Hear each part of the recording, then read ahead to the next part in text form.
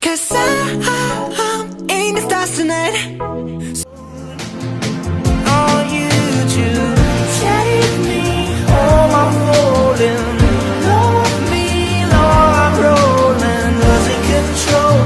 Assalamualaikum warahmatullahi wabarakatuh. Perkenalkan, nama saya Siva Anggraini, NPM 1911080404, kelas G, Prodi BKPI. Video ini dibuat untuk memenuhi salah satu tugas mata kuliah Pendidikan Lingkungan yang diampu oleh dosen Bunda Mulyati. Di sini saya akan menjelaskan mengenai ekopesantren.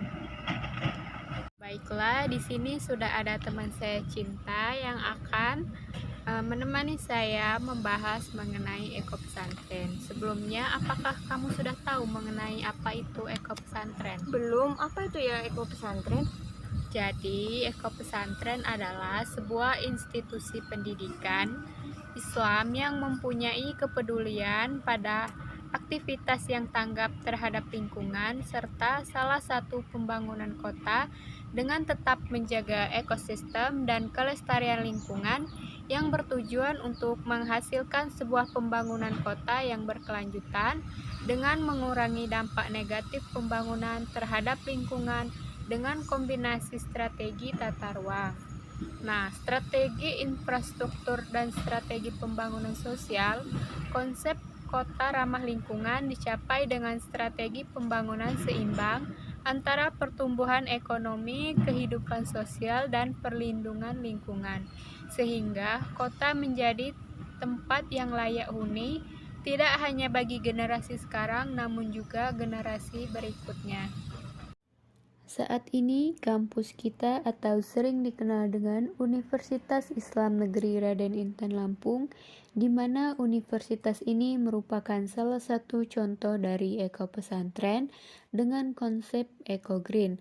Hal ini bukan hanya sekedar slogan semata, namun konsep ini sesuai dengan visi dan misi Universitas Islam Negeri Raden Intan Lampung dan akan menjadi rujukan internasional dalam pendidikan ilmu-ilmu keislaman yang berwawasan lingkungan hidup. Oleh karenanya, Universitas Islam Negeri Raden Intan Lampung menghimbau kepada Civitas Akademika untuk turut membumingkan eco-green kampus pada setiap kegiatan. Dalam membangun branding eco-green, universitas ini telah mendapatkan apresiasi dari Kementerian Agama. Terbukti bahwa Universitas Islam Negeri Raden Intan Lampung telah meraih penghargaan sebagai Eco Green Campus terbaik tingkat PTKIN se-Indonesia pada tahun 2014. Lalu bagaimana ya langkah dan proses dari ekopesantren? Jadi langkah ekopesantren itu ada 3, yaitu reduce, reuse, dan recycle. Jadi reduce itu kurangi atau mengurangi. Jadi kita mengurangi penggunaan energi, misalnya kurangi penggunaan kertas, hindari penggunaan bahan-bahan yang tidak ramah lingkungan. Kemudian itu reuse, yaitu berarti kita menggunakan kembali. Contohnya menggunakan tas belanja sebagai ganti kantong plastik. Kemudian yaitu recycle atau daur ulang, contohnya pernak-pernik mulai dari tas dan lain sebagainya. Nah, untuk prosesnya itu yang pertama kita harus mengulangi penggunaan kertas, yang kedua cabut kabel listrik saat tidak digunakan, kemudian membeli sesuatu dalam jumlah besar. Kemudian kita bisa menggunakan peralatan makan dan minum, memisahkan sampah antara sampah organik dan anorganik. Lalu bagaimana ya tahapan dan terbentuknya ekopesantren? Untuk tahapan ekopesantren itu ada 4. Yang pertama yaitu kita melakukan pengenalan program ekopesantren dan persiapan pelaksanaan program. Yang kedua, melakukan penyuluhan dan pelatihan. Dan yang ketiga, melakukan praktek ramah lingkungan oleh warga pesantren itu sendiri.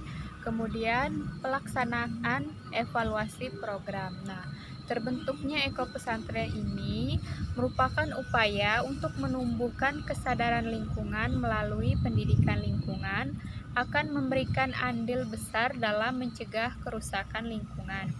Lebih jauh bahkan memperbaiki kerusakan yang sudah terjadi. Pendidikan lingkungan hidup merupakan usaha menumbuhkan kebangkitan dan meningkatkan kesadaran komunitas untuk berperilaku ramah lingkungan terhadap lingkungan sehingga berkelanjutan ekosistem tetap terjaga. Kak, bagaimana sih penerapan dan dampak dari Eko Pesantren? Jadi penerapan Eko Pesantren itu sebagai contoh kegiatan penerapan konsep 3R yang telah kita sebutkan yang di awal tadi, yaitu ada ROS, Iya. Reduce, dan Recycle. Di pondok pesantren ditambah dengan sedikit kreativitas barang-barang tidak berguna diubah menjadi handmade produk sehingga menjadi barang yang bernilai ekonomi. Untuk dampak Eko Pesantren sendiri itu ada dua. Yang pertama yaitu ada dampak positif. Kalau dampak positif itu yaitu dapat mengurangi polusi, yang kedua dapat menghemat bahan bakar fosil, yang ketiga yaitu sumber daya alamnya tidak terbatas. Nah, untuk dampak negatif itu yang pertama kita masih memerlukan penelitian yang cukup lama untuk mesin yang cocok untuk SDA tersebut. Dan yang kedua yaitu memerlukan biaya tambahan untuk melakukan penelitian. Baiklah, terima kasih kepada Cinta yang sudah meluangkan waktunya untuk saya hari ini. Saya ucapkan terima kasih banyak dan sampai jumpa di lain waktu. Saya akhiri. Wassalamualaikum warahmatullahi wabarakatuh.